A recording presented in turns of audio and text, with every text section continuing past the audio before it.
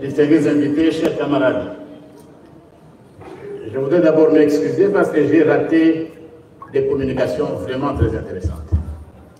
Et je viens de m'en rendre compte. Je voudrais remercier de vive voix les organisateurs de cette grande rencontre qui va entrer particulièrement dans notre histoire compte tenu du moment auquel cette rencontre se tient ici.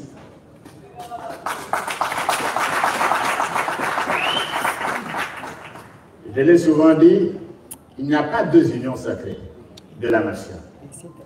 Il y a une union sacrée de la nation dont son Excellence Félix Antoine Tshisekedi Tshilombo, président de la République, chef de l'État, est la haute autorité politique. Et cette union sacrée est dans les institutions, elle est également en dehors des institutions. Elle est parlementaire, elle est aussi extra-parlementaire. Elle n'a qu'un seul chef. Je tiens sincèrement à vous remercier pour les activités que vous avez entreprises ces derniers mois, que ce soit ici dans la capitale ou dans nos différentes provinces. Je voudrais dire tous mes remerciements aux camarades qui sont nombreux ici, et j'en ai vu d'autres dehors. Il y en a qui sont ici, il y en a qui vous suivent à travers les réseaux sociaux pour montrer l'importance effectivement de l'événement qui a lieu en ce jour et en ce moment à Bogoto. Je ne vais pas être très long après avoir remercié. Après avoir remercié, avant de commencer, comme je vais être bref, je voudrais quand même m'acquitter d'un devoir qui me semble agréable et impérieux, c'est celui de vous transmettre. Vous transmettre, à partir de Kalemi où se trouve, les salutations de son Excellence Félix Antoine Tshisekedi Tshilombo, président de la République, chef de l'État et haute autorité politique de l'Union sacrée de la nation, qui est bien au courant que cette rencontre se tient en ce moment. Vous n'êtes pas content de recevoir les salutations de Dieu? On devrait le sentir. Cela étant, et revenant sur le sujet, je disais que je n'allais pas être très long, parce que ça va être très long. Ça va être très long, et toutes ces marionnettes et tous ces aventuriers que vous avez entendus, je crois qu'ils n'auront pas suffisamment de souffle pour continuer. Au sujet de la Constitution, je crois que je l'ai dit dernièrement aux États généraux de l'éducation. Parce qu'il s'agissait de moi. Le pauvre André Mbata. Le pauvre s'est contredit. Le pauvre n'est pas ceci, n'est pas cela. Voilà ce que j'ai dit aux 3000 participants aux États généraux de la justice. J'avais dit, et je maintiens, que la Constitution que nous devons relire en ce moment, j'avais dit qu'elle était meilleure que la loi fondamentale. Et personne ne peut me contredire. Elle était meilleure que la Constitution de Louis-Bouble de 67. Mais elle n'était pas parfaite. Alors ceux qui ont pris le temps de publier mes émissions antérieures, en croyant que le pauvre s'est contredisait, ils se sont trompés. J'avais dit qu'elle était meilleure comparativement aux constitutions précédentes, mais elle était perfectible et le débat qui se tient à ce moment a son importance. Je reviendrai également, sûrement la semaine prochaine, parce que vous savez, en dehors de mes activités politiques, je dirige également un institut, l'Institut pour la démocratie, la gouvernance, la paix et le développement en Afrique. C'est mon institut, l'IDGPA, qui tient chaque année une conférence le jour de l'anniversaire de la Constitution. Et il y a 9 mois, le 18 février 2024 de cette année, nous avions lancé une communication en disant nous avons également une conférence sur la Constitution. Que ceux qui ont des idées viennent. Et nous n'allons pas le faire en catimini, nous l'avons fait au Palais du Peuple parce que c'est le peuple qui est souverain. Nous étions au Palais du Peuple. Et quel était le thème de cette conférence? C'était la Constitution de la RDC à 18 ans. Quelle perspective d'avenir? Et on est un peu curieux de voir aujourd'hui les gens se réveiller alors que le débat a été lancé. S'agissant de cette constitution, Madame, docteur Essirali, la constitution nous intéresse tous comme des citoyens. Tous nous sommes intéressés parce qu'elle régit l'organisation et le fonctionnement de notre pays.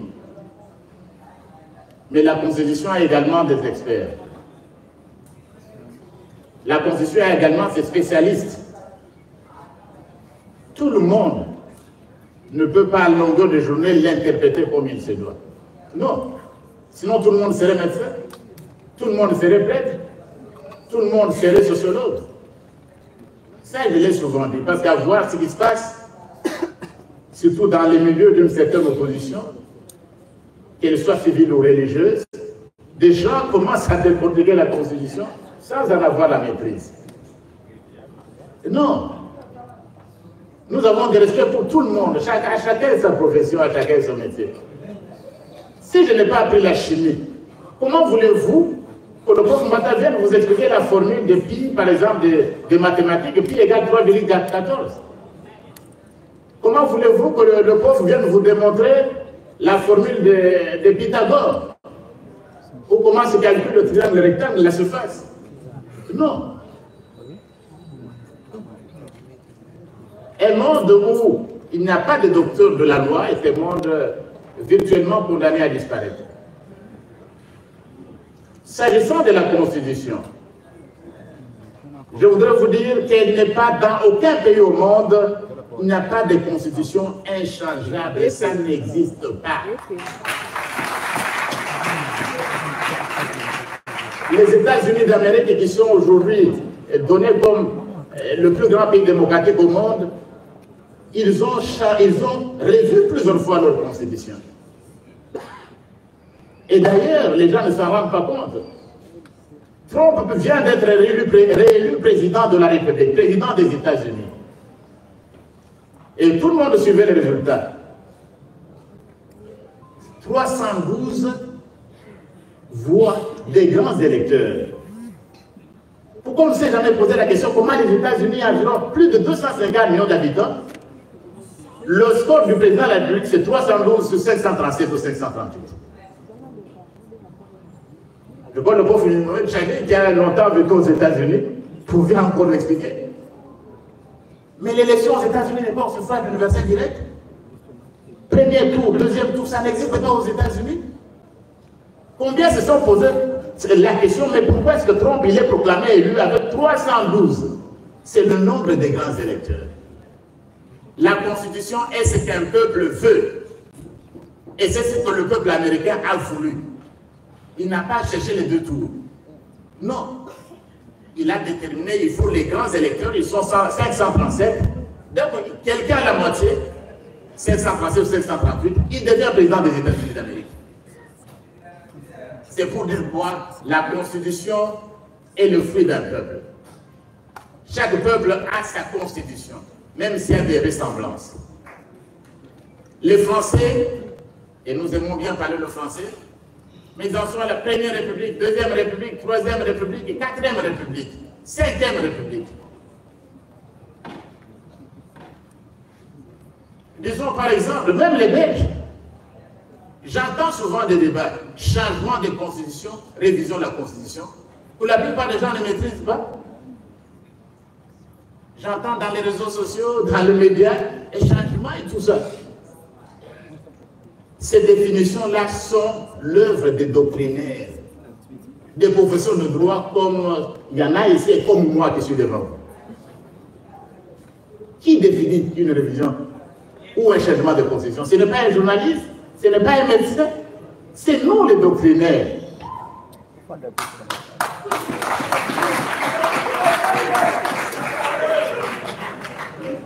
Et puis d'autres questions qui viendront.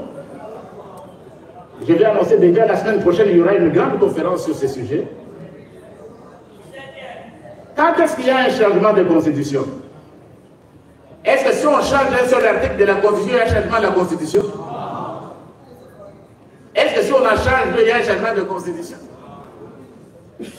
Et d'ailleurs, il n'y a jamais de changement total de constitution dans le monde. Parce qu'on reprend toujours les articles aux droits humains. Vous trouverez toujours dans toutes les constitutions le droit à la liberté d'expression, le droit à la vie. Dans toutes les constitutions, on ne change jamais totalement une constitution. Ça, c'est pour ceux qui passent le temps des révisions, changements. On ne change jamais totalement une constitution nulle part. Parce que certains articles, comme les dispositions relatives à la protection des droits humains, ils vont toujours rester. Alors, quand est-ce qu'il y a changement? J'espère qu'ils pourront répondre. Ça, c'est sur la Constitution, on y reviendra. Donc, il peut changer. Et j'ai eu moi-même le plaisir de me trouver au Gabon par les autorités gabonaises pour réfléchir également sur le changement de constitution. Ils l'ont fait. Je veux dire une chose. Monsieur le coordinateur, vous demanderez qu'on me donne un peu de temps. Mais quand les Français ont changé la Constitution cette année. Les Français ont changé la Constitution cette année pour introduire un droit lequel le droit à l'avortement. Le droit à l'avortement a nécessité une révision, plutôt je dois dire, de la Constitution française de 58. Mais est-ce qu'en France, il n'y a pas d'opposition? Parce que l'avortement, c'est le droit de tuer pratiquement les fœtus. Est-ce qu'il n'y a pas d'opposition en France? Est-ce que la France n'a pas de cardinal? Il y a combien de cardinaux en France?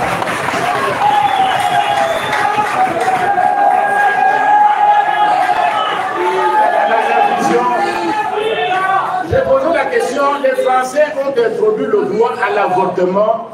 Est-ce qu'en France, il n'y a pas d'opposition? Est-ce qu'en France, il n'y a pas un cardinal? Il y en a même plusieurs. Il y a des dizaines de cardinaux. On n'a pas suivi tout ce qu'on entend ici. Je répondais dernièrement à certains de nos collègues, s'agissant du Rwanda qui nous agresse. Le Rwanda qui agresse notre pays.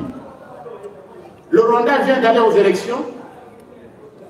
Et Kagame, qui commence maintenant à faire parler du débat. Le débat sur la constitution au Congo se passe actuellement à Kigali. Je crois que vous avez suivi certaines vidéos. Eh bien, ce monsieur est réélu avec 99,8%. Il n'y a pas de cardinal au Rwanda. Le Rwanda est un cardinal à qui le pape a même confié des missions en Israël. Il dirige un ordre, le cardinal rwandais. Le Rwanda n'a pas de conférence épiscopale des églises. Mais pourquoi vous les avez entendus? La mission prophétique. Comment pouvez-vous avoir une mission prophétique si vous n'êtes pas un prophète?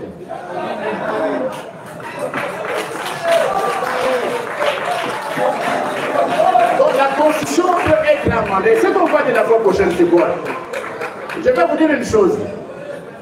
Le débat sur la révision, le changement de constitution. Joseph Kabila promulgue la constitution le 18 février 2000. Joseph Kabila promulgue la constitution adoptée par référendum. Il a promulgué le 18 février 2006. Le 18. Le 4 mars 2006, moins de 2 semaines après, on demande la révision de cette constitution-là. Et n'avait même pas encore 2 semaines. Le 4 mars, vous pouvez vérifier, on demande la révision de la constitution qui n'avait à peine que 12 jours. Qui demande la révision? Qui demande la révision, s'il vous plaît? La CENCO. La CENCO demande la révision de la Constitution de la République moins de 2 semaines après, alors que l'enfant n'avait même pas marché. La première institution qui est entrée dans l'histoire de ce pays pour demander la révision de la Constitution, moins de 2 semaines, c'était la CENCO. Et on raconte quoi à qui? Et même certains amis qui sont dans l'opposition parce que la fois passée, je sors de l'ancienne législature.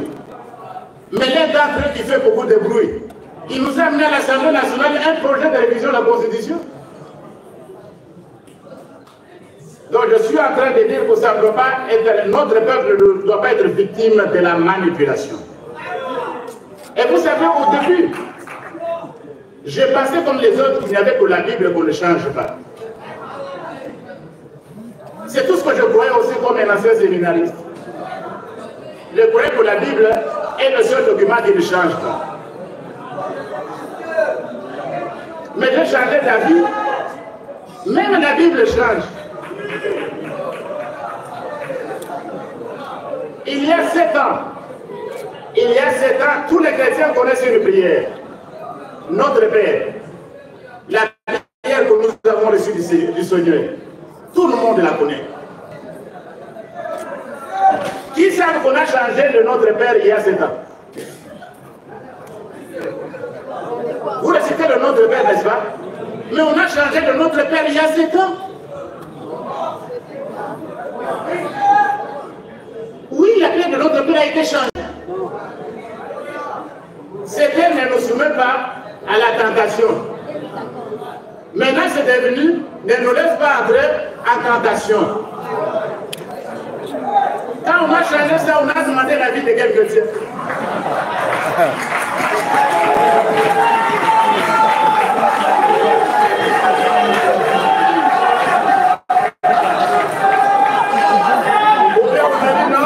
C'est une distraction.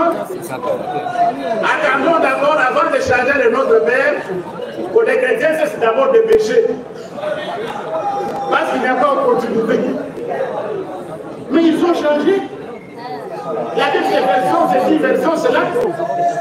Le Notre Père, la prière, il n'y a pas de prière aussi, non, c'est pour ça. Parce que c'est le Seigneur même qui nous l'a apprise. Mais on l'a changé. Vous voulez dire quoi? Pour tous ces chrétiens qui ont prié par le Notre Père au Moyen-Âge, dans l'Antiquité, tout le monde est parti en affaire. Est-ce que vous êtes venu nous corriger? Donc, on ne laisse pas entrer dans cette histoire-là. Je suis tout simplement en train de dire, de vous féliciter. Le chef de l'État a pris la bonne décision qu'il nous faudra faire une relecture de la Constitution.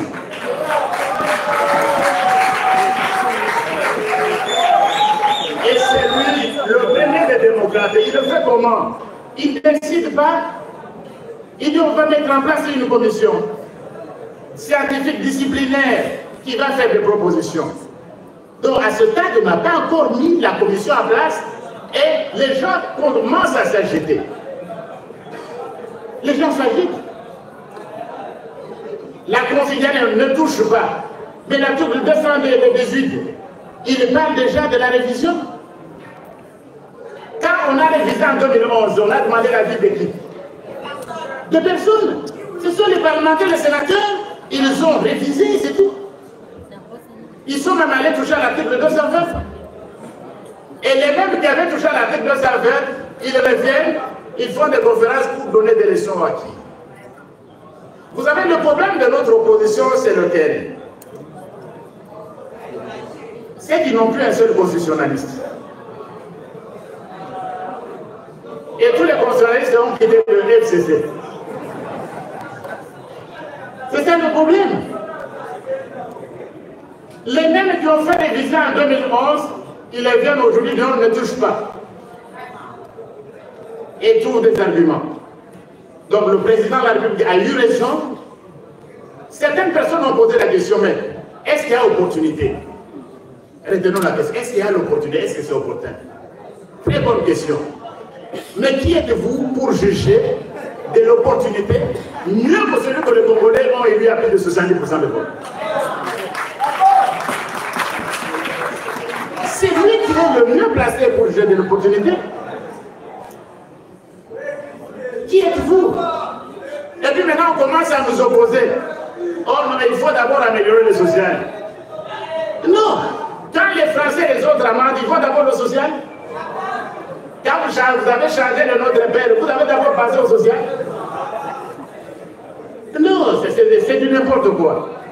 Donc je voudrais vraiment vous remercier parce que je vois cette masse nombreuse qui est derrière notre chef, la haute autorité politique, son Excellence Félix Antoine Tshisekedi Tshilombo, et déjà la manière dont le peuple congolais dans l'ensemble, que ce soit à Lubumbashi, que ce soit à Kipushi, que ce soit à Kalemi, et déjà dans nos provinces, le peuple s'exprime. Et la réponse à la question, c'est le peuple souverain seul qui peut le faire, qui peut la donner. On ne peut pas interdire à un peuple de réfléchir. Nous ne sommes plus au Moyen-Âge où on pouvait interdire aux gens de penser. Donc, je voudrais, monsieur le coordonnateur adjoint, avant de finir, donc, je voudrais vous réitérer les salutations de la haute autorité politique à cette immense assemblée.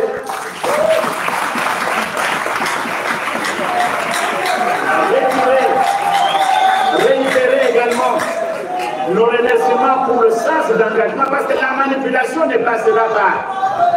La manipulation ne passera pas. La manipulation ne passera pas parce que l'union sacrée est en dehors des dans les institutions et à l'extérieur des institutions, la majorité parlementaire, extra-parlementaire, va se mobiliser comme un seul homme pour accompagner son Excellence Félix Antoine Tshisekedi Tshilombo, qui ne recherche que le bien de tous les Congolais. Je vous remercie.